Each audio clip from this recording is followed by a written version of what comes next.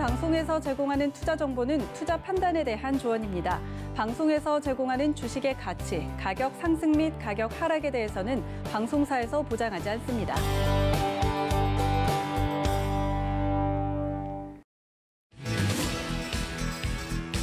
안녕하세요. 베스트 트레이딩맨 거래자들 진행의 도지은입니다. 오늘은 형보다 아우가 더 잘 간 날이었습니다. 형의 그늘에 이제 뒤처져서 지금까지 가지 못했던 코스닥 시장이 힘을 내어준 하루였는데요. 코스닥의 반란이 계속 될지 궁금하신 분들 채널 고정해 주시면서 저희와 함께 종목 이야기부터 이슈까지 챙겨가 주시면 좋을 것 같습니다. 또 본 방송에서 제공해드릴 정보는 투자 판단에 대한 조언일 뿐 해당 주식의 가치나 수익률을 보장하고 있진 않고요. 또 서울경제TV는 자본시장 통합법 준수하고 있습니다. 1:1 투자 상담과 유사 수신행위 등 모든 불법 사항을 엄중하게 금지하고 있다는 말씀까지 전해드리면서 베스트 트레이딩맨 거래자들 힘차게 출발합니다.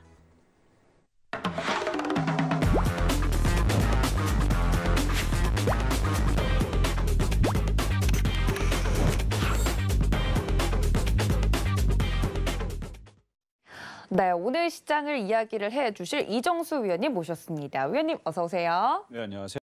네, 위원님과 함께 오늘도 재미있게 또 시장 이야기를 나눠보도록 할 텐데 최근에 코스피만 너무 잘 가서 코스닥에 투자하신 분들은 재미가 없으셨을 것 같아요. 그런데 오늘 같은 경우는 형보다 아우가 잘 간 날이지 않습니까? 코스닥 시장 같은 경우 오늘 개인들이 또 순매수에 나와서 주면서 시장이 움직였는데 네.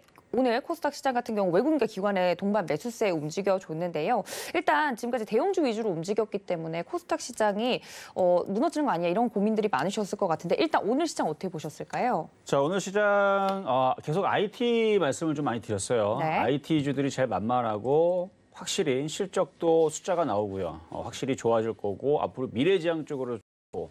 그래서 최근에 여러분 보면은 자동차만 주로 좀 강하게 움직였죠. 근데 제가 자동차 강하게 움직이는 걸 보면서 계속 아침 방송마다 그리고 지난주 이 수요 시간에서 말씀을 드릴 때에서도 자동차가 바로 IT라 그랬습니다. 과거의 자동차는 뭐 바퀴 달린 기계였지만 이제는 IT예요. 안에 많은 반도체를 이제 더 많이 붙이고 다닐 거고 시스템 반도체, 그다음에 뭐 메모리 반도체, 거기에다가 이제 뭐 인공지능 칩이라든지 아니면은 뭐 카메라라든지 MLCC 많은 것들 이제 붙일 거고 그다음에 앞에 디스플레이 OLED 붙일 거고 나중에 투명 디스플레이도 붙일 거고 등등 해가지고 뭐 5G도 마찬가지겠지만 그래서 지난주에서도 자동차가 가면 저는 자동차가 가면 결국은 IT가 가는 거기 때문에 시스템 반도체와 반도체가 갈 것이고 그러다 보면은 MLCC, 그다음에 카메라, 그다음에 FPCB, PCB 그리고 나서 이제 움직이다 보면 반도체 장비가 가다가 이제 OLED 장비까지 이제 순환을 할 거다. 그래서 IT주들이 모두 다 갈 것이다라는 얘기를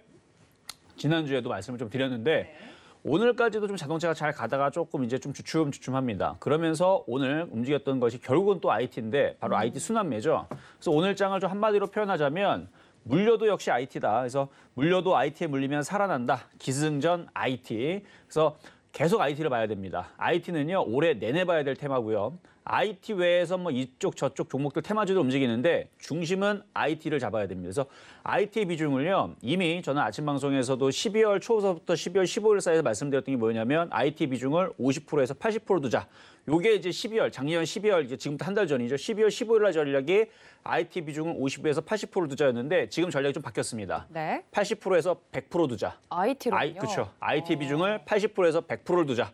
그래서 만약에 100% 두기 싫으면 80%만 두세요. 나머지 20%는 딴 거 사면 되죠. 뭐 건설주를 사든 철강주를 사든 뭐 조선주를 사든 나머지는 딴 거 뭐 사고 싶은 거 뭐 인맥테마를 사든 뭐 여러 가지 있으니까 사셔도 좋은데 IT만큼은 이제 시작입니다. 그래서 IT의 비중을 늘리자 이렇게 말씀을 드리겠습니다. 알겠습니다. 저희 이정수 위원님 정말 한 테마를 제대로 또 분석을 해주시는 분으로 유명한데 제가 찬바람 불 땐 제약주로 들었던 것 같은데 이제는 IT로 옮겨와야 된다고 여러분께 강력하게 말씀을 드리고 있습니다. 말씀해주신 것처럼 코스닥 시장이 오늘 좀 움직여주면서 거기에 있는 IT 부품주들이 오늘 굉장히 잘 움직여주는 모습을 보여줬는데 만약에 내 포트폴리오에 IT 부품이나 뭐 소재, 장비 이런 쪽이 없다 하시는 분들은 좀 걱정이실 것 같아요. 저희 배트맨과 끝까지 함께 하시면 종목까지 이야기를 나눌 수 있으니까 채널 고정해 주시면 좋을 것 같고요. 노란톡 활짝 열어두고 있겠습니다. 서울경제TV 배트맨 검색을 하시고 들어오시거나 QR코드 통해서 입장이 가능하니까 많은 참여 부탁드리도록 하겠습니다. 자, 오늘 같은 경우는 형보다 아우가 잘 간 날이다라고 이야기를 해주시면서요. 그중에서도 기승전 IT다 말씀을 해드렸는데 오늘 시장에서도 정말 여러 가지 이슈들이 있었습니다. 저희가 잊지 말아야 할 이슈들 챙겨봐야 될 것 같은데요. 투데이 이슈 함께 만나보시죠. 네, 오늘도 두 개의 이슈를 준비했습니다. 드디어 바이든 시대가 본격적으로 시작이 됐습니다. 그리고 옐런 컴백과 더불어서 뉴욕 증시 간밤에 급등하면서 마무리가 됐는데 우리 시장에 어떤 영향이 있을지 짚어보고요. 두 번째, 이제 주인공은 나야나, 코스닥 중소형주 핑미라고 쓰여 있네요. 중소형주들의 흐름도 살펴보겠습니다. 네, 첫 번째 이슈는 간밤에 뉴욕 증시가 3대 지수 모두 급등으로 마무리가 되면서 오늘 우리 시장에도 좀 훈풍이 불어왔던 것 같은데요. 이제 본격적으로 조 바이든 시대가 개막을 했습니다. 사실 당선은 예전부터 되어 있었는데 또 미국 같은 경우는 우리나라랑 다르게 확정이 되기까지 좀 시간이 걸리더라고요. 근데 이제 본격적으로 당선인에서 대통령으로 시대가 이제 본격적으로 시작이 됐기 때문에 현재 시각으로 20일 취임식을 앞두고 여러 가지 행보들을 보이면서 어떤 우리 시장에 영향을 끼칠까 많이들 궁금해하시는 것 같습니다. 일단 취임식을 앞두고 코로나19로 많은 희생자가 발생한 점에 대해서 먼저 추모를 했다고 하더라고요. 이런 행보에 대해서도 많은 분들이 궁금해하시던데 일단 트위터를 바로 올렸다고 합니다. 일단 코로나19로 미국 전역에 많은 피해가 있었기 때문에 이 부분을 극복을 해야 된다라고 하면서 시작점을 시작을 했던 것 같은데 일단 당선인에서 대통령이 됐기 때문에 여러 가지 앞으로 펼쳐나갈 정책들에 대해서 우리가 주목을 해봐야 될 것 같아요, 위원님. 어떤 걸 준비를 해야 될까요? 자, 일단 바이든 대통령이 됐다라는 사실은 이제 모두 다 아는 사실이고요. 그렇죠. 특히 주식하시는 분들도 그래서 관련된 뭐 기후 관련주라는 여기저기 이제 얘기들 이미 벌써 여러분 다 접한 사실입니다. 그렇죠? 그리고 이제 자정이 넘어가면 이제 새벽 2시부터인가요? 이제부터 이제 바이든 시대가 이제 본격적으로 개막을 하는데 우리가 이제 몰랐던 부분에서 갑자기 나오는 게 아니고 이미 벌써 알고 있는 것들에서 이제 가는 거기 때문에 뭐 그렇게 크게 놀라울 것도 없고 뭐 나쁠 것도 없고 좋을 것들만 일단 생각하시면 좋을 것 같아요.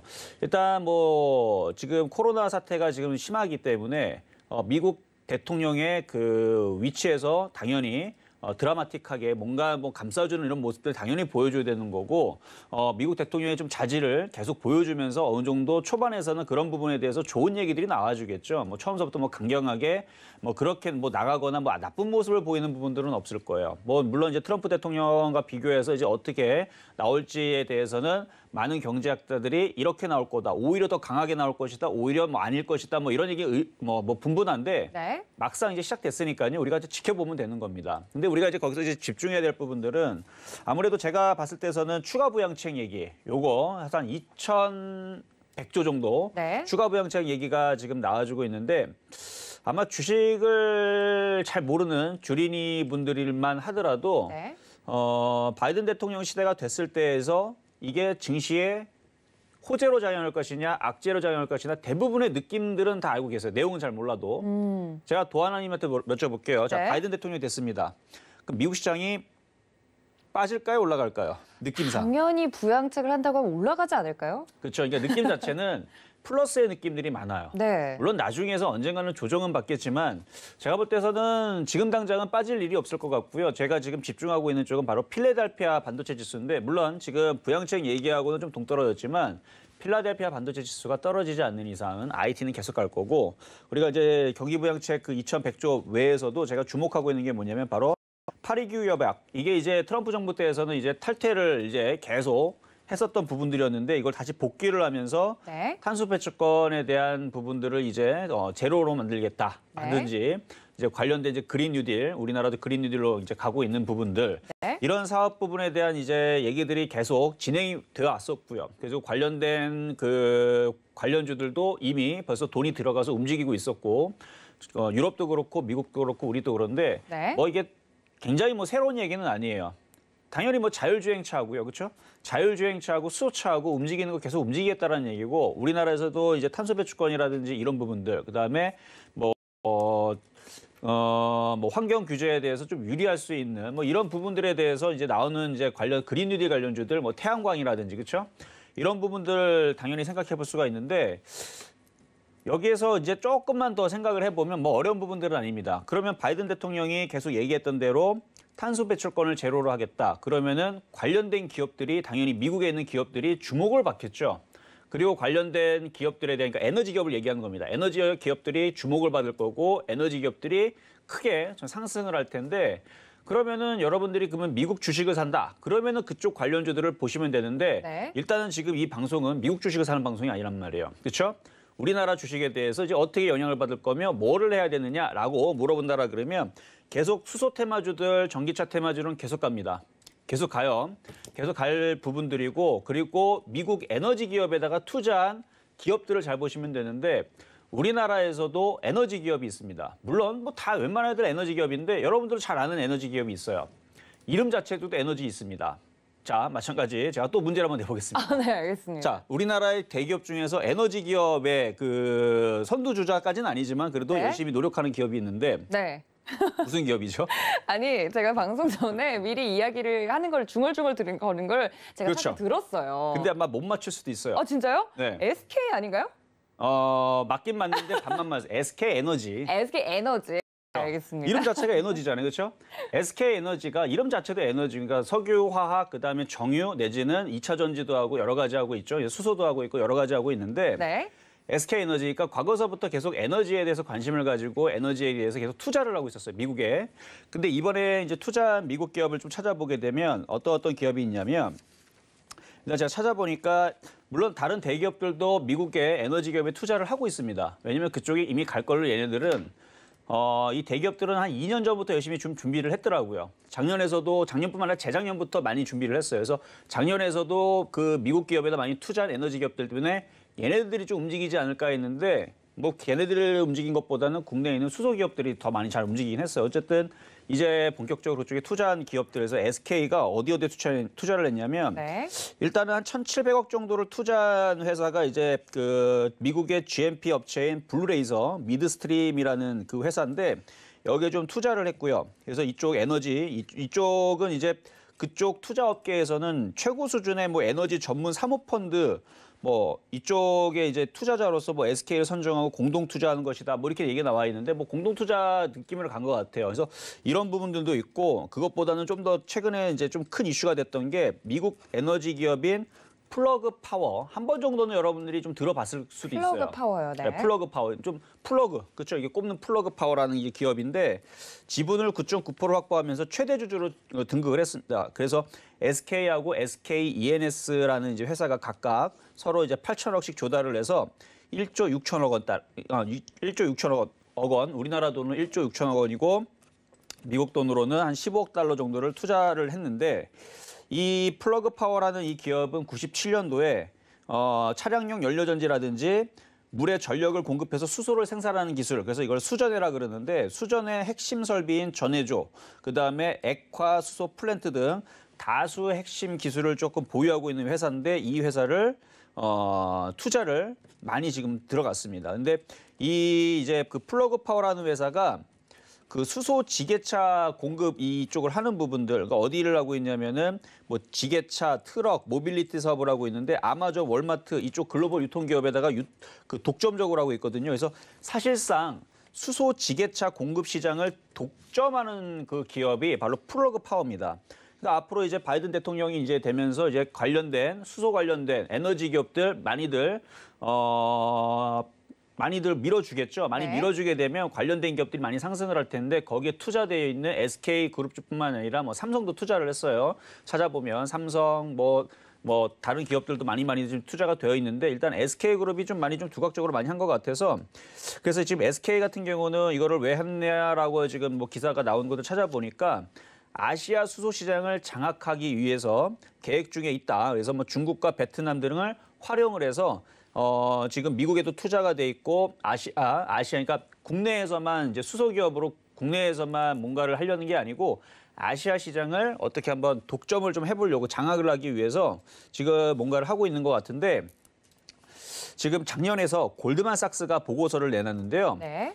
2050년도까지 수소 시장의 규모를 어마어마하게 전망한 바가 있는데 12조 달러. 이게 어느 정도냐면 우리나라 돈으로 따지게 되면 1경 4,023조 원입니다. 그러니까 반도체 시장이 시스템 반도체가 아무리 커져봤자 400조 보거든요. 우리나라 돈으로. 400조가 아니고요. 지금 1경 4,023조면요. 투자할 만하죠. 그래서 저도 이걸 딱 봤을 때 SK그룹이 왜 여기다가 돈을 그렇죠? SK ENS하고 같이 협력해갖고 8천억씩 1조 6천억 왜 투자했는가? 할 만하죠. 여러분이 생각해도. 저는 할 만하다고 생각해요. 왜냐하면 시장 규모가 1경 4천조예요. 근데 골드만삭스가 약간 뻥튀기 할 수도 있잖아요. 네. 그래서 옆에 있는 이제 맥킨지라는 데에서 이제 시장의 규모를 2050년도까지 얼마 정도로 봤냐면 얘네들은 많이 줄어들었어요. 2,922조. 그래도 반도체 시장보다 6배? 6배는 아니고 한 5배 정도가 크단 말이에요, 지금. 그러니까 우리가 시스템 반도체라든지 반도체 시장을 300조, 400조 이 정도로 보고 있는데 2050년, 물론 좀 많이 좀 가야 되지만 2050년도까지 2,900조, 1경 4천조 이 정도 된다라 그러면 투자하죠. 그래서 앞으로의 수소 시장이 굉장히 커질 거기 때문에 그래서 대기업들이 좀 투자를 했는데 그래서 지금 미국의 지금 부양책과 그다음에 파리규 협약을 복귀를 하고 탄소 배출권을 제로로 하겠다. 뭐 이런 이제 정책에 맞춰서 에너지 기업들을 좀 여러분들이 좀 집중해서 봐야 되지 않을까. 저는 이제 그런 말씀을 좀 드리고 싶고 결론은 여러분들한테 계속 아침에 말씀드리고 있는 그 반도체 섹터들도 결국은 다 같이 엮여 있습니다. 2차 전지, 수소차 결국 다 엮여갈 거예요. 엮여갈 건데 오늘 뭐 주제에 맞춰서 말씀드리면 저는 SK 네트워크스라는 종목을 좀 주목해서 봤었거든요. SK 네트워크스요. 네, 근데 오늘 좀 많이 갔어요. 많이 갔는데 이유가 이제 SK그룹주인데요. SK그룹주인데 얘네들이 지금 물론 이제 국내에 국한되어 있지만 그 차트를 잠깐 보면서 말씀을 드릴게요. 차트가 굉장히 바닥에 있습니다. SK 네트워크스. 얘네들이 이제 종합 상사, 그래서 자원 관련주에서 무슨 뭐 자원도 하고 그다음에 종합 상사에서 뭐 종합 상사 관련주 쪽인데 얘네들이 수소차와 전기차, 인프라 투자를 맡고 있어요. 국내에서. 그래서 오늘 이슈가 나왔던 게 왜 갑자기 급등이 나왔냐면 시간에서는 좀 떨어졌지만 그래도 시간에서도 5,800원까지는 유지가 됐었으니까 급등한 이유가 정의성 회장과 이제 만나가지고 그러니까 현대차와 만나가지고 수소 충전소에 대한 뭐 앞으로의 뭐 그런 뭐 투자 합작에 대한 얘기들 그런 청사진들을 그리면서 얘기가 나와서 많이 이제 얘네들이 이제 움직이게 되면 갈만하지 않겠습니까? 왜냐하면 미국에서 얘기하잖아요. 미국에서 이제 수소 에너지 이쪽을 열심히 이제 바이든 대통령이 밀어주겠죠. 그럼 국내에서 투자하는 회사 SK그룹주들도 많이 투자를 잘했으니까 수익이 많이 나겠죠. 그럼 국내도 전 세계 유럽과 그다음에 미국의 그 글로벌적인 그런 이슈들과 함께 같이 이런 에너지 기업들이 성장을 하겠죠. 그러면 당연히 국내에서도 전기차 충전소, 그다음에 수소차 충전소 가지 않겠습니까? 근데 얘가 그쪽을 맡아서 한단 말이죠. SK넥서스가 그 충전소, 전기차 충전소, 그다음에 수소차 충전소 이거를 투자를 하고 이쪽에 이제 인프라를 맡아서 하는 부분들에 대한 이슈. 그래서 숨겨져 있던 바닥주였는데 차트를 보면 굉장히 바닥에 있습니다. 차트를 보면 완전 바닥에 있죠. 완전히 밑에 완전 바닥. 네. 자, 이렇게 하면 더 바닥인데, 그렇죠. 한 요 정도만 보여드릴게요. 요 정도만 보면 뭐 한 2011년도에 13,000원 하던 게 지금 최근에 3,000원까지 빠졌으니까 이 정도 빠졌으면 얘도 SK그룹주입니다. 시가총액 지금 1조 2천억인데 앞으로의 에너지 기업들이 미국에서 어마어마하게 성장을 하거나 그러니까 성장을 할 거니까 미국에 있는 기업들이 성장할 거니까 국내에 있는 SK든 삼성이든 얘네들이 뭐 뭘 몰라서 투자했겠습니까? 여기에 이제 거의 대부분 여기에 이제 취직하려면요. 일단은 SK 다 나와야 되죠. 그렇죠? 스카이나 나와야 됩니다. 연고대 나와야 되고 서울대 나와야 되고 카이스트 나와야 되고 포항공대 나와야지만 들어갈 수 있는 그런 기업들이란 말이에요. 그렇죠? 그럼 똑똑한 친구들 다 모아놔가지고 투자할래? 어디다 투자할래? 좋은 데 투자하겠죠. 그렇죠? 머리 열심히 굴려가지고 투자한 데가 결국은 미국의 에너지 기업입니다. 가겠죠. 그렇죠? 그렇기 때문에 저는 SK넥서스뿐만 아니라 국내 에너지 기업 찾아야 됩니다. 이제부터 찾아야 돼요. 찾아야 되는데 이미 많이 올라가 있는 우리가 알고 있는 뭐 태양광업체, 뭐 신성에너지, 저도 뭐 신성에너지 아침 방송에서 여러분들한테 드리긴 했지만 안 봐요 지금은. 많이 올라가서 안 봅니다. 이런 거 찾지 마시고 이제 실적도 되고 확실하게 뭔가 될 수 있는. 물론 뭐 신성에너지 못 간다는 얘기는 절대로 아닙니다. 갈 수는 있지만 많이 올라왔어요. 많이 올라왔고 태양광 반도체 업체들, 그다음에 뭐 풍력보다는 아무래도 수소 에너지 쪽에 이제 숨겨져 있는 그런 기업들을 좀 찾아주시는 게 앞으로 좀 좋지 않을까. 그래서 오늘 SK넥스 움직였는데 아직 이거 조정받으면 한번 공략해 보세요. 조정받으면 이 얘기를 할까 말까 하다가 그냥 해드리는데 자, 이거 많이 올라갈 수 있어요. 그래서 앞으로의 수소 시장이 1경 4천. 이건 제가 얘기한 거 골드만삭스가 얘기한 거니까. 네. 삭스가 1경 넘게 큰 시장이 열린다고 합니다. 그러면은 우리나라에 있는 에너지 충전소라든지 수소 충전소, 뭐 전기차 충전소, 인프라 관련주들 그런 종목들 조정받으면 한번 잘 보시면 또 이래들이 또 대기업 또 기업주기 때문에 아니 기업 관련주기 때문에 다 키를 맞추게 돼 있습니다. 나중에 보면 뭐 15,000원, 2만 원 또 갈 수 있는 종목들이니까 길게 보고 한번 종목도 한번 소개를 시켜봤습니다. 알겠습니다. 첫 번째 이슈부터 굉장히 많은 이야기를 해주셨는데요. 다시 한번 정리를 해보자면요. 조 바이든 미국 대통령 당선인이 현지 시간으로 20일이죠. 제46대 대통령으로 취임을 하게 됩니다. 본격적인 바이든 시대가 개막을 하게 되면 크게 두 가지 축으로 나눠볼 수 있을 것 같은데 중산층 재건을 위해서 저희 위원님께서 이야기해 주셨던 것처럼 대량의 추가 경기 부양책을 실시를 하면 증시가 됐든 많은 부분에서 긍정적인 영향을 끌고 올 수 있을 것 같고 두 번째는 기후 변화에 대응하는 방법이 달라집니다. 전이었던 이제 트럼프 대통령 같은 경우는 미국 우선주의를 패기 1순위로 꼽아왔기 때문에 지금과는 또 다른 모습이었었던 것 같은데요. 하지만 조 바이든 시대가 이제 열리면서 에너지의 패러다임이 바뀌면서 에너지와 관련된 종목들 앞으로 계속 봐야 된다 이야기를 해주시면서 수소 관련된 종목 이야기까지 사실 종목까지는 바라지 않았었는데 저희 위원님께서 힌트를 굉장히 많이 주셨어요. 그래서 지금 보고 계신 분들은 너무 잘 됐다 하면서 종목을 좀 근데 그게 조정이 받아 살 수가 있지. 조정 안 들어오면 살 수가 없는 거라서. 오늘 갑자기 급등했더라고요. 말씀해 주신 종목은 진짜. 그러니까요. 이 방송이 하루 일찍 좀 됐었으면 좋았을 텐데. 어제 나오셨으면 더 좋았을 거예요. 아쉽네요. 알겠습니다. 종목에 대한 힌트까지 드렸습니다. 이 점까지 좀 조정을 받으면 공략 가능하다고 하니까 말씀을 드리도록 하도록 하겠습니다. 자, 그렇다면 두 번째 이슈로 다음 이제 이야기로 넘어가 보도록 할 텐데요. 조 바이든 대통령 시대가 열리면서 또 두 번째 많은 이야기가 나오고 있는 부분이 신임 바이든 행정부의 초기 경제 정책을 이끌 제닛 옐런 미국 재무부 장관 지명자가 다시 한번 돌아오면서 앞으로 대규모 부양책에 대한 기대 때문에 또 간밤에 뉴욕 증시가 움직인 것이 아니냐라는 해석들이 나오고 있습니다. 제닛 옐런 전 연방준비제도 의장 같은 경우는 미국 경제 정책의 방향성에 대해서 좀 강력하게 이야기를 했는데요. 법인세 인상이라든지 재정 건전성이라든지 그리고 특히나 중국에 대한 강경한 기조를 가지고 있는 분으로 유명하죠. 환율 정책과 경제 부양안을 이야기를 하면서 강달러를 다시 이제 회귀해야 된다라는 이야기를 계속 해오고 있습니다. 그렇다면 뭐 여러 가지 포인트들이 있지만 제닛 옐런 이 지명자를 대할 때 어떤 부분에서 좀 키워드로 보는 것이 좋을까요, 위원님? 일단 지금 간밤에 미국 시장도 양호하게 움직여주고 우리나라 시장도 오늘 괜찮게 움직여준 게 그러니까 사람이 바뀌면 안 돼요. 네. 계속 가던 대로 가면은 우리가 예측을 할 수 있잖아요. 그렇죠. 근데 이렇게 되다가 갑자기 이렇게 막 바뀌고 그러면 이 수상하죠, 그렇죠? 네. 예측할 수가 없으면 안 됩니다. 근데 어쨌든 지금 그 옐런 재무장관 지명자에 대해서 이제 부양책에 대해서 옹호 발언들을 지금 한 것 때문에 뭐 이 정도면은 뭐 시장에 대해서 그렇게 크게 걱정할 건 없을 것 같아요. 그러니까 앞으로 뭐 중국에 대해서 뭐 강경한 기조를 유지를 하고 뭐 다 좋습니다. 다 좋은데 이제 이 부분에 대해서 그러니까 원래부터 그랬으니까 만약 안 그랬다가 같이 친해졌다가 갑자기 막 강경하게 가면은 야 이거 또 뭐 미중 무역 갈등 또 나오는 게 아닌가 하면서 또 시장이 빠질 수 있는 그런 핑계가 될 수가 있는데.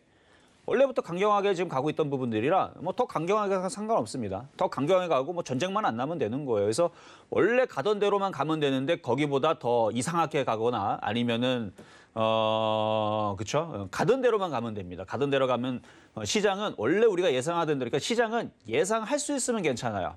근데 우리가 예상을 못할 정도로 우리가 예를 들어서 친구들도 보면은 원래 삐졌던 애가 계속 삐져 있으면 그냥 그런가 보다 맙니다. 근데 삐졌던 애가 갑자기 안 삐지면은 야, 얘가 죽을 병이 걸렸나?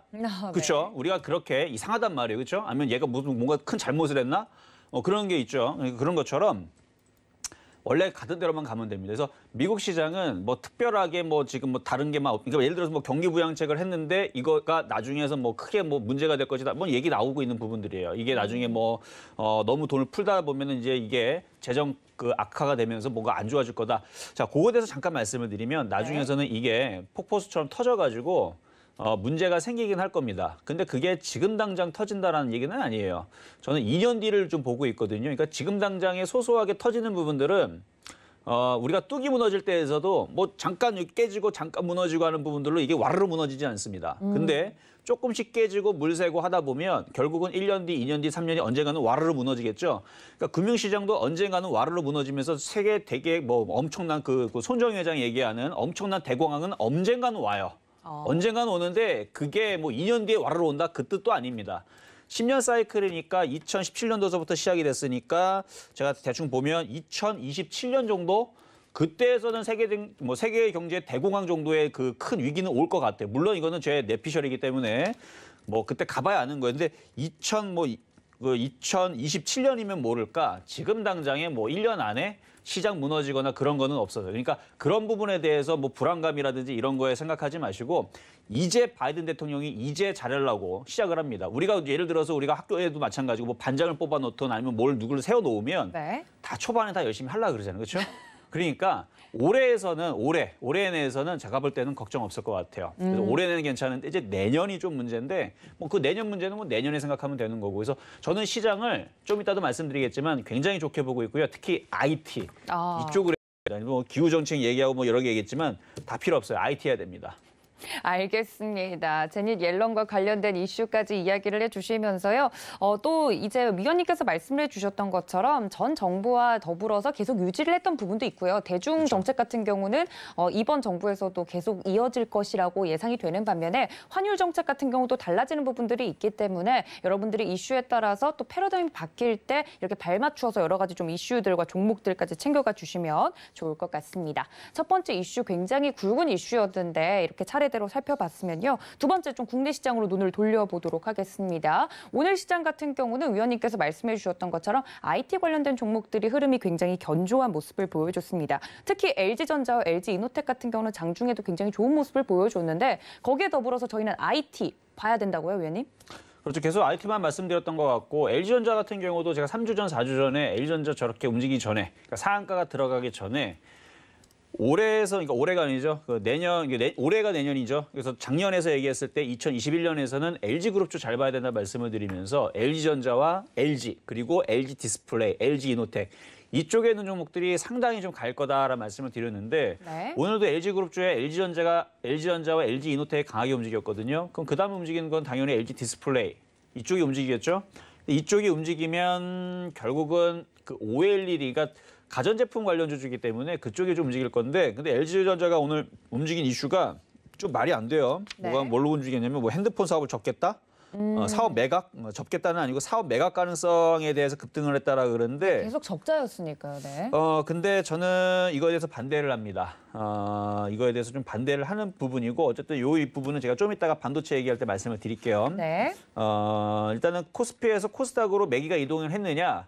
당연히 순환매가 나올 수 있는 부분이고 대형주가 그동안 많이 움직였다가 이제 좀 중소형주가 움직이는데 중소형주 갈 때가 됐어요. 그리고 그 중심에는 IT 부품주 이쪽이 지금 중심이 되고 있는 것 같고 내일도 마찬가지 IT 부품주의 중소형주 이쪽 애들 계속 갈 것 같고요. 본격적으로 강세가 시작되는 것 같습니다. 그래서 반도체 장비주 우리 많이 얘기해도 소부장이죠. 소재 부품 장비 이쪽 소재 부품 재료 소부장 이쪽을 잘 봐야 되고 그다음에 MLCC, FPCB, 그다음에 카메라, 폴더블, OLED 반도체 장비주, 시스템 반도체 다 한 가족입니다. 이쪽 애들 잘 보셔야 될 것 같고 뭐 관련주들은 여러분 좀만 찾아보시면 알 수가 있는데 여러분들한테 지난주에서 아마 이녹스 첨단 소재 말씀을 드렸을 거예요. OLED 관련주 쪽입니다. 잘 보셔야 되고 수급도 굉장히 좋아요. 차트 뭐 잠깐 보면서 말씀을 드려볼게요. 자, 이녹스 첨단 소재 여러분들한테 지난번 픽 종목으로 말씀을 드렸던 건데 오늘 모양 괜찮죠? 자, 수급도 괜찮아요.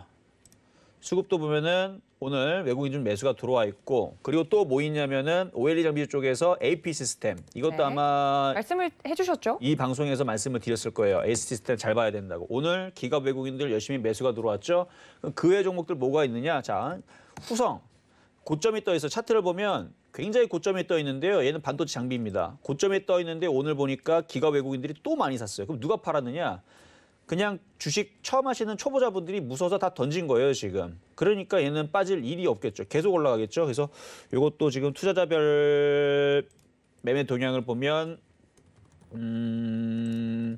지금 보면은 외국인들 22만 주, 기관들 4만 3천 주 계속 사요 지금. 그것도 그렇고 주성 엔지니어 같은 경우도 반도체 장비주이면서도 OLED 장비주 쪽인데 지금 외국인들 기관들 굉장히 강하게 들어옵니다. 차트도 굉장히 떠 있고 그럼에도 불구하고 굉장히 세게 움직여주고 있기 때문에 그 외에 OLED 장비주, 반도체 장비주들 이런 것만 보더라도 이쪽으로의 매수세, 이쪽으로의 지금 강세가 내일서부터도 계속 진행이 될 것 같다. 그래서 코스닥 쪽 내지는 중소형주 쪽의 IT 부품주 쪽으로 이동은 시작이 됐다. 저는 그렇게 보고 있습니다. 알겠습니다. 사실 오늘 코스닥 시장 같은 경우는 21선을 좀 지지해주지 못하면 위험하다라는 이야기가 있었는데 오늘 같은 경우 정말 타이밍이 딱 맞게 코스닥 시장이 잘 움직여줬고요. 그중에서도 반도체 소재 그리고 IT 부품주들 눈여겨봐야 된다. 대세는 기울었다 이야기를 해주셨습니다. 이 점에 대해서 여러분들 참고 부탁드리고요. 이슈 이렇게 저희 알아봤으면 종목 이야기로 돌아오겠습니다. 잠시만요.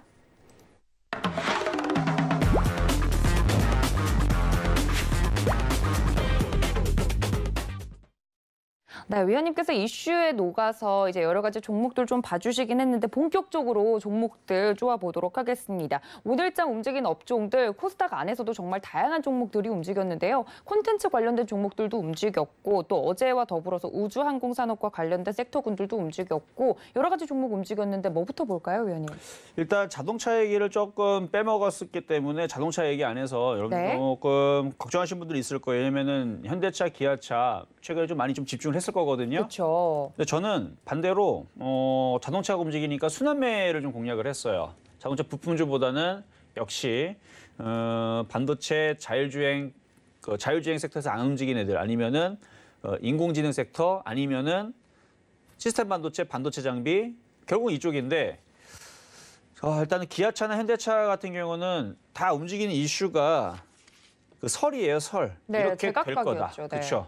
이렇게 해서 협력을 해서 이렇게 될 것이다. 그러니까 직접 뭐 오고 가고 한 것도 없고 돈을 투자한 것도 아닙니다. 그러니까 뭐 SK그룹은 아까도 얘기했지만 직접 8천억씩 양쪽으로 해서 1조 6천억을 투자를 하고 뭐라고 하면 돈을 받고 뭐 이런 게 있을 텐데 전혀 그런 게 없어요. 네. 그러니까 애플은 지금 우리나라뿐만 아니라 다른 나라에도 다 문어다리라 그러죠. 여기도 같이 하자, 저기도 같이 하자. 이미 얘기만 다 해놓은 거예요. 그리고 애플 같은 경우는 보안 정책이 굉장히 까다로운 세계적인 그룹으로 회사로 알고 있는데 카더라라는 설 때문에 또 기아차가 이렇게 움직였는데 다 이제 루머 같은 경우는 별로 주가 반영에 의미가 없는 거죠. 애플카에 대한 기대감으로 그러니까 의미가 없는 건 아니고 그것 때문에 움직인 거예요. 그러니까 그 루머 때문에 네네. 이렇게 되면은 이렇게 그러니까 꿈을 이만큼 가진 거죠. 근데 말 그대로 애플은 이제 보안 정책이 굉장히 이제 철두철미한데 그걸 우리가 다 알았다라는 것 자체가 그렇죠. 그거 좀 이상하죠, 그렇죠? 꼼꼼 숨겨놨어야 되는데 뭐 진행한 것도 아닌데 알았다라는 것은 그러니까 애플 쪽에서는 그러니까 짝사랑한 거죠, 현대차 쪽에서. 이렇게 해갖고 주가가 이렇게 올라간 건데. 그럼 참 좋겠다. 그렇죠, 참 좋겠다라는 꿈을 가지고 움직인 건데 물론 이제 그 현대차가 꿈꾸는 것과 애플과 꿈꾸는 것들이 대충 맞아 들어가니까 그럴 수도 있겠다라는 부분이 가능성이 있어서 될 수도 있다는 저도 생각을 해요. 될 수도 있는데 막상 그걸 뚜껑 열어보고 해봐야 되는 거고요. 그렇죠. 먼저 미리 좀 선반영돼서 움직인 부분이 있기 때문에 조금 조심할 필요는 있습니다. 그래서 한번 기아차하고 현대차하고 수급을 한번 볼게요. 보니까 기아차가 지금 외국인들이 180만 주, 기관들이 190만 주. 열심히 던졌어요. 네, 오늘 따라 들어간 개인분들은 확 물리셨을 것 같은데. 그렇죠. 그래서 항상 주식은 꿈을 먹고 움직이기 때문에 바닥에 있을 때 아무도 모를 때 샀어야 되는 거예요. 네. 다 소문이 나고 나서 샀을 때에서는 이런 식으로 기관과 외국인들이 물량을 던지는 거를 다 받아 먹을 수밖에 없는 참 안타까운 현실이 나오게 되는데 지금 보면은 기관과 외국인들은 아주 신나게 팔았어요. 그냥 막 떠 있으니까 열심히 던져도 누가 받아주니까. 그러니까 여러분들 받아주면 안 돼요. 여러분 받아주면 더 떨어집니다. 얘네들은 계속 밑에서 누가 받아주니까 봐봐요. 얘네들은 어디 샀겠어요 이미. 바닥에 샀겠죠. 뭐 3만 원, 2만 원 이런 데 샀겠죠. 열심히 샀겠죠. 시가총액이 더 크니까. 뭐 10조를 샀든 20조를 샀든 50조를 샀든 50조는 안 되고 33조짜리니까. 어쨌든 많이 사가지고 많이 올라갔으니까 기관과 외국인은 열심히 던집니다. 근데 얘네들이 이제 빠지게 되면 어디가 움직이냐면 결국은 반도체 장비 쪽으로 순환매가 돌 수밖에 없어요. 오늘 반도체 장비주의 그 수급들을 보게 되면 다 이쪽으로 움직였는데 어쨌든 현대차, 기아차는 지금 수급이 꺼여 있기 때문에 추가적으로 정고점을 돌파하면서 급등하기는 좀 어려울 것 같다. 그렇게 저는 보고 있고요. 네. 그냥 박스권 정도로 보시면 될 것 같고 기아차는 애플카 생산을 담당할 수도 있다라는 설이에요. 설. 담당한다는 얘기가 아닙니다. 이거는 정말 그게 되는지 안 되는지는 애플 사장 딱 데려다 놓고 물어보고 답변을 얻으면 맞는데 네. 그런 기대감에서 이건 기대감을 믿을 필요도 없는 거고요. 그렇다라는 거. 그래서 오늘 자동차 움직였던 부분들, 올라갔다 빠진 부분들, 고점에 물리신 분들은 다시 반등 나오면 빠져나오셔야 됩니다. 네. 그 말씀을 좀 드려보고요. 그리고 이제 반도체 쪽에 있는 섹터들 종목들 몇 가지 좀 볼 텐데 뭐 반도체 같은 경우는 아까도 이제 후성하고 주성인지를 좀 보여드렸으니까 반도체 쪽에서 이제 시스템 반도체 실리콘웍스. 자, 오늘 실리콘웍스 굉장히 세게 움직였죠. 시스템 반도체인데 바닥에서 지금 계속 뚫으면서 올라가는데 수급을 보니까 오늘 거래도 많이 실렸는데 이걸 수급을 보면 오늘 기관과 외국인들과 금융투자들이 많이 샀습니다. 그러니까 애들이 바보가 아닌 이상 이렇게 살 일이 없어요. 그리고 얘뿐만 아니라 지금 반도체 장비주 대부분 다 이래요. 그리고 아까도 OLED 장비주 잠깐 얘기하다 넘어갔는데 HB 테크놀로지 같은 경우도 얘도 반도체 장비도 합니다. 반도체 장비주 테마이면서 OLED 장비인데 다 이런 식이에요. 오늘 반도체 장비를 보면 외국인들 기관들이 이런 식으로 28만 주, 13만 주 이렇게 쓸어 담은 애들이 많아요. 오늘 특히나 그렇습니다. 많이 떠 있는데도 불구하고 많이 샀어요. 그렇다는 얘기는 뭐냐면 내일서부터 계속, 그러니까 하루 이틀이 아니고 지금서부터 짧으면 한두 달, 길면은 1년 내내 IT 부품주가 계속 가겠다라는 신호를 보여준 거예요, 오늘. 그러니까 오늘 여러분들이 이거 장 끝나고 나서 오늘 방송을 잘 보면서 내일 아침에 생각해야 될 건 뭐냐면 물려도 IT 부품주 물려야지라는 생각으로 IT 부품주 공략을 해야 됩니다. 지금도 제약주가 많이 갖고 있거나 물론 뭐 제약주 외에 뭐 건설주 갖고 있든 뭐 철강주가 다 좋아요. 뭐 조선주 좋고 다 좋은데 중심은 IT가 돼야 됩니다. 어쨌든 IT 부품주 이쪽에 네. 이슈들이 좀 있었다는 거 관련주들 계속 잘 살펴보셔야 될 것 같고요. 그다음에 영상 콘텐츠 관련주들이 움직였는데 이게 이제 움직인 그 이유들을 좀 살펴보면 넷플릭스 그 누적 가입자가 2억 명 돌파 소식이 좀 네. 전해지면서 관련주들이 이제 막 움직였던 게 뭐냐면 뭐 네, 사마 실적 이야기도 넷플릭스 나오는 것 같고요. 네. 어떤 거요? 넷플릭스 실적 이야기도 나오는 것 실적 같고. 그렇죠. 네네. 실적도 괜찮아지고 있고 사실 이 넷플릭스랑 그다음에 디즈니 플러스 요거에 대한 얘기가 작년 8월 달에 좀 얘기들이 좀 많이 나왔었어요. 네. 국내에 계속 투자를 하고 있었거든요. 그래서 저는 그래 이 얘기가 올해 그러니까 2021년 1월 달에 이게 얘기가 많이 나올 걸로 이미 저는 알고 있었습니다. 그래서 제가 예전에서 초록뱀도 많이 좋아했던 이유가 네, 자주 이야기하셨죠. 그렇죠. 초록뱀을 강하게 좀 얘기했던 게 방탄 이슈도 있었고요. 방탄 이슈도 있었지만 그때 당시 이게 이제 조정받으면 다시 그래도 움직일 수 있는 이유가 바로 넷플릭스와 디즈니 플러스. 요 이슈가 이제 2021년도 1월 달 정도에서 좀 강력하게 좀 왜냐면 우리나라에서 투자를 지금 많이 하고 있었기 때문에 그럼 투자하는 이유는 뭐 다 간단합니다. 지금 동남아 시장을 지금 이쪽을 선점을 해야 되는데 컨텐츠 자체가 한류가 좀 잘 먹혀요. 인도 시장도 마찬가지고. 그래서 인도하고 우리나라하고 이상하게 그 어른들을 이제 공경하는 그런 것도 그렇고 그 감성적인 부분들 뭐 음식이라든지 뭐 그런 거는 뭐 조금 틀리겠지만 어쨌든 많이 그 공통 분모가 좀 많다라고 그래요. 그래서 인도 시장도 크잖아요. 거기도 잘 먹히고 뭐 중국도 뭐 한류가 잘 들어가고 있으니까. 그래서 중국이라든지 아니면은 뭐 그 인도네시아라든지 아니면 뭐 베트남이라든지 그러니까 동남아시아 이쪽 시장을 그 규모를 확장하는데 한류 콘텐츠 그래서 뭐 그 음악이라든지 아니면은 뭐 예능이라든지 드라마라든지 영화라든지 이런 부분들 때문에 투자가 지금 열심히 들어오고 있는데 네. 그래서 지금 그 이슈가 돼가지고 오늘 뭐 키스트 상한가 가고요. 네. 그렇죠? 키스트도 상한가 가고. 깜짝 놀랐어요. 네, 키스트 상한가 가고 뭐 초록배도 장중에 움직였고 사마 네트워크스도 오늘 강하게 좀 뽑아주고 뭐 이런 흐름들 나오는데 네. 당분간은 조금 강세가 이어질 수는 있지만 저는 그래도 IT 부품주가 좋은 것 같아요. 제일 엔터주들도 깔끔합니다. 비슷하게 보세요, 위원님. 아니요. 그러니까 엔터주의 점수를 그러니까 제가 IT를 얼마나 좋아하냐면 네. IT 점수를 90점, 95점을 주면 와, 엔터주는 한 70점, 65점. 점수에 원래 짜시잖아요. 원래 좀 짜긴 짠데, 그러니까 원래는 이 정도의 흐름이면 엔터주도 80점 정도에서 85점은 줘야 되거든요. 강하기 네네. 때문에. 근데 저는 그냥 무조건 IT를 하시는 게 여러분들이 수익 내기가 용이할 겁니다. 알겠습니다. 네, 그래서 IT를 요즘 잘 보셔야 되고 어쨌든 이슈에 대한 얘기가 뭐 여러 가지 있지만 어쨌든 오늘 장에서는 이런 종목 저런 종목 많이 움직였지만 IT가 그래도 제일 만만하고 제일 좋지 않았나 저는 그렇게 생각을 합니다. 알겠습니다. 그리고 다음 업종으로 우주항공산업도 어제 이어서 오늘도 굉장히 많이 움직였던 것 같은데 대표 종목들 몇 가지만 이야기해 주시겠어요, 의원님? 뭐 예를 들면 한화시스템이라든지 뭐 한국항공우주라든지 요 섹터군들도 오늘 움직였던데. 뭐 세트라가이도 있고 비치로테크도 있고 뭐 한국항공우주도 있고 뭐 여러 가지가 있었는데 네네. 어떤 게 궁금하신가요? 글쎄요, 제가 어떤 종목을 딱 고르기에는 네. 이게 또 편파 방송이 될 수 있으니까. 아, 그래요? 네. 가장 많이 움직였던 세트랙 아이 볼까요, 그러면? 그러면 세트랙 아이고. 네, 알겠습니다. 자, 세트랙 아이. 자, 세트랙 아이 오늘 굉장히 좀 강하게 움직였는데, 그러니까 우주항공 테마 움직인 이유, 뭐 지속적인 성장 기대감 없어요. 네, 내용 기대감. 아침에 제가 살펴봤는데, 뭐 전체적으로 지금 우리나라도 지금 KFX 사업도 지금 잘 되고 있고, 그러니까 비행기라든지 이런 뭐 방산 산업도 잘 되고 있고, 그다음에 우주항공 산업도 굉장히 잘 되고 있고, A사 레이더라든지 우리나라 그 기술이 어마어마합니다. 이게 선진국들만 가지고 있었던 뭐 레이저, 그러니까 레이더 기술이라는 이런 부분들 다른 선진국들도 우리나라가 그거 하겠어 했는데 다 했습니다. 다 만들었고요. 뭐 여러 가지 뭐 전차 막 차세대 전차부터 해갖고 뭐 여러 가지 다 만들었거든요, 지금.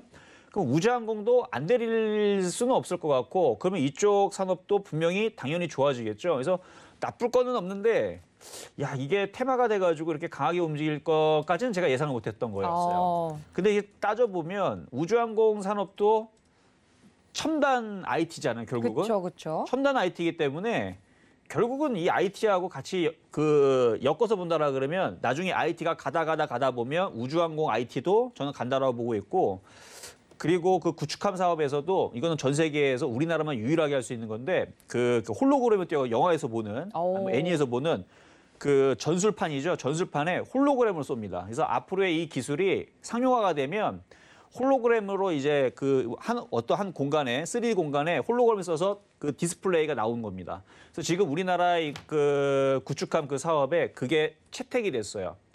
된다라는 얘기거든요. 근데 전 세계 그게 우리나라가 유일합니다. 근데 이게 아마 나중에서 나올 것 같은데 어쨌든 우주항공 테마주들도 가지고 있는 분들은 괜찮을 것 같아요.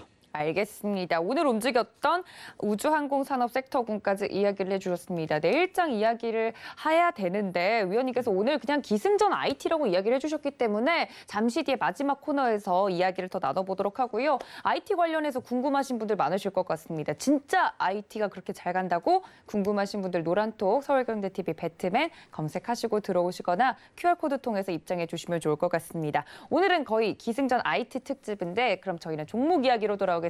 잠시만요.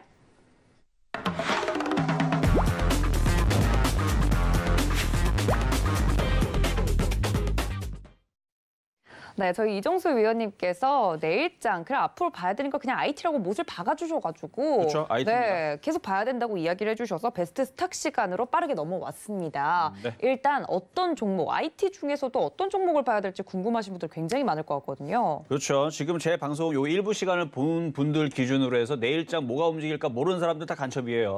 네. IT라 그랬습니다. 그래서 IT고 뽑아온 종목도 IT 섹터에 있는 종목인데요. 일단 원익홀딩스라는 종목입니다. 자, 원익그룹 계열사에 있는 회사인데 원래는 기존의 원익 IPS에서 그 회사가 분할이 됐어요. 분할이 돼가지고 투자 사업과 TGS, 그러니까 토탈 가스 솔루션 사업이 이제 분할이 된 건데 반도체 그 디스플레이 이제 제조하는 그 공정 속에서 필요한 원료 가스를 원하는 조건으로, 그러니까 압력으로 안전하게 그 깨끗하게 유지가 된 상태에서 원료가스의 순도가 또 보존을 시켜야 되고 그런 거를 공급시키기 위한 장치 제조 사업을 영위를 하는 회사라고 보시면 됩니다. 그러면 좋은 것들은 사실은 원익 IPS가 다 가져갔죠. 근데 이 주식은 좀 재밌는 게 원익 IPS가 가면 원익 QNC가 가고 원익 머티리얼즈가 가고 원익 홀딩스도 따라갑니다. 그렇게 가게 돼 있어요. 그래서 원익 시리즈는 다 가는데 오늘 원익 시리즈들을 제가 아까 원익 얘기를 안 했죠. 일부러 좀 빼먹은 건데 네. 왜냐면 지금 시간에 얘기하려고 그래서 아까 전에 반도체 얘기할 때에서 빼먹지 말아야 될 섹터의 종목이 바로 원익 IPS, 원익 머티리얼즈, 원익 QNC 그리고 원익 홀딩스입니다. 그럼 좀 이따 좀 차트를 좀 보겠지만 어쨌든 지금 주요 종속 회사로는 이제 원익 머티리얼즈를 보유를 하고 있어요. 그래서 원익 머티리얼즈를 또 보유를 하고 있기 때문에 원익 머티리얼즈뿐만 아니라 또 얘가 또 P&E 솔루션이라는 회사를 또 인수를 또 한다라는 결정을 또 했단 말이죠. 그래서 2차 전지에 관련된 이슈도 가지고 있고요. 원익홀딩스는. 그리고 종속회사가 또 원익 머티리얼즈를 또 보유를 하고 있기 때문에 관련된 이제 종목에 대한 이제 수급을 좀 살펴봐야 되는데 네. 자, 수급을 살펴보면은 오늘 원익홀딩스는 28만 7천 주를 외국인들이 샀습니다. 그럼 얘들 왜 샀을까요? 올라갈 것 같으니까 샀겠죠. 왜 올라갈까를 봤더니 원익 IPS 오늘 굉장히 강하게 움직였는데요. 원익 IPS 수급이 장난 아닙니다. 오늘 오랜만에 외국인들이 50만 주를 샀어요. 그동안에서 50만 주 산 적이 없거든요. 50만 주 샀는데 그 위치를 보게 되면 전고점을 뚫는 이것도 바닥주가 아니에요. 보면 원익 IPS 신고점입니다. 신고점인데 어느 바보가 그렇죠? 가장 비싸게 가장 많이 사겠습니까? 얘가 여기를 신고점에서 많이 산 이유는 어마어마하게 갈 거기 때문에 반도체의 슈퍼사이클, 그렇죠? 전 세계적으로 지금 자동차 만드는 회사들뿐만 아니라 아마존도 그렇고 구글도 그렇고 뭐 그다음에 뭐 여기저기 이제 글로벌 기업들이 서버를 이제 확장을 해야 되는데 메모리 디스플레이, 그러니까 메모리가 필요한데 메모리가 없어요. 없는 건 아니죠. 그렇죠? 계속 필요한데 지금 생산하는 거는 요만큼이고 달라는 데는 이거 부족하다라는 얘기죠. 그래서 계속 찍어내야 되고 공장도 계속 돌려야 되는데 그래서 반도체 슈퍼사이클은 당연히 올 거고요. 그리고 제가 작년 그 대강연에서도 얘기했지만 반도체 슈퍼사이클이 도래할 거다라는 얘기는 이미 벌써 어느 정도 나왔는데 이 서버 디램 같은 경우는 3년에서 4년 주기로 교체를 해줘야 됩니다. 근데 이게 슈퍼사이클, 황금사이클이 2017년도에 찾아왔었단 말이에요. 그럼 2017년도에서 다 한번 갈아치웠으니까 3년 주기로 따지면 2020년에 어느 정도 서버에 대한 그 메모리 반도체를 교체를 해줬어야 되는데 앞불싸 코로나 사태 때문에 기업들이 투자를 하지 않는 거예요. 그래서 2020년도에 반도체를 갈아치웠어야 되는데 왜 갈아치워야 되냐면 여러분들 유튜브라든지 아니면 그 서버라든지 이런 것들이 고장이 안 나고 빠르게 잘 작동을 하려면 이 서버 디램 같은 경우는 3년 정도의 교체 주기를 가져야 된다면 이걸 교체해주지 않으면 고장이 나고 문제가 생기면 오히려 그게 더 큰일 나는 거예요. 그러니까 지금 글로벌 기업들뿐만 아니라 우리나라 다른 기업들도 이 서버 쪽에 이 큰 대용량의 그 디램들을 다 교체를 작년 2020년에 했었어야 되는데 코로나 때문에 안 한 거죠. 근데 2021년에도 해야 되고 작년에도 했어야 되는 거고 그래서 작년에 할 것과 올해 할 것들이 같이 믹스가 돼서 어마어마하게 지금 교체 주기가 들어갔는데 경기가 지금 바닥친다라는 얘기가 나오고 있고 코로나 사태가 뭐 이제 조만간에 뭐 올 9월달 10월달이면 종식이 된다는 얘기가 슬슬 나와지고 있고 경기는 먼저 6개월 선행한다라 그러죠.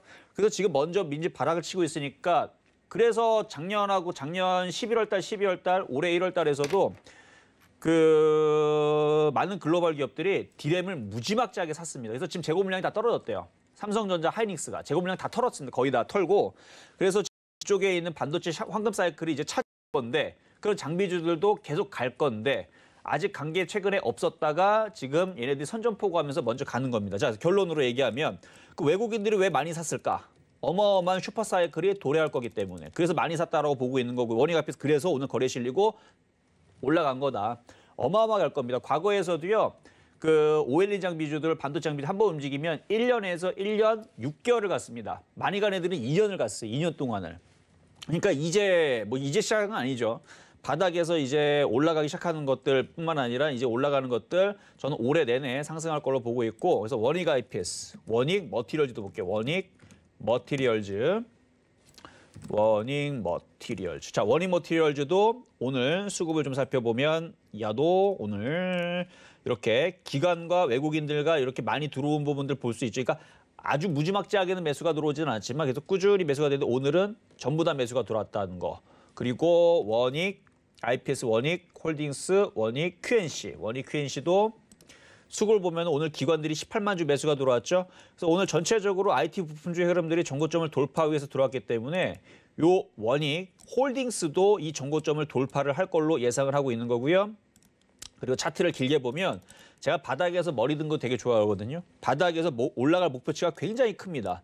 그렇기 때문에 바닥에서 이제 그러니까 떠 있는 것처럼 보였지만 많이 빠졌다가 이제 움직이는 종목이기 때문에 요 종목을 여러분들이 잘 집중해서 잘 보시면 좋을 것 같고 요거에 대한 매수 가격과 이런 전략들은요. 투자 전략들은 제가 그 노란 톡방에다가 전략을 드릴 테니까 궁금하신 분들은 많이 들어오시면 되겠습니다. 알겠습니다. 원익 형제들 이야기를 해주시면서 오늘 특히나 강조해 주신 종목 원익홀딩스 이야기를 해드렸습니다.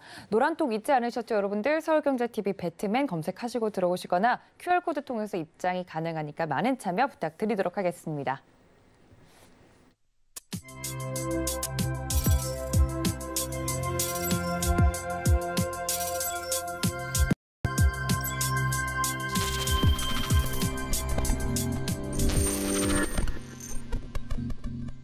네, 오늘도 여러분께 이렇게 이슈부터 종목 이야기까지 알짜배기 정보들만 또 가져와 주신 저희 위원님께 감사 인사드리도록 하겠습니다. 위원님 고맙습니다. 네, 또 본 방송에서 제공해 드린 정보는 투자 판단에 대한 조언일 뿐 해당 주식의 가치나 수익률을 보장하고 있지는 않고요. 또 서울경제TV는 자본시장통합법 준수하고 있습니다. 1:1 투자 상담과 유사 수신행위 등 모든 불법 사항을 엄중하게 금지하고 있다는 말씀까지 전해드리면서요. 종목 고민 있으신 분들은 이어지는 심야상담소까지 많은 참여 부탁드립니다. 저희가 준비한 소식은 여기까지입니다. 시청해주신 여러분 고맙습니다.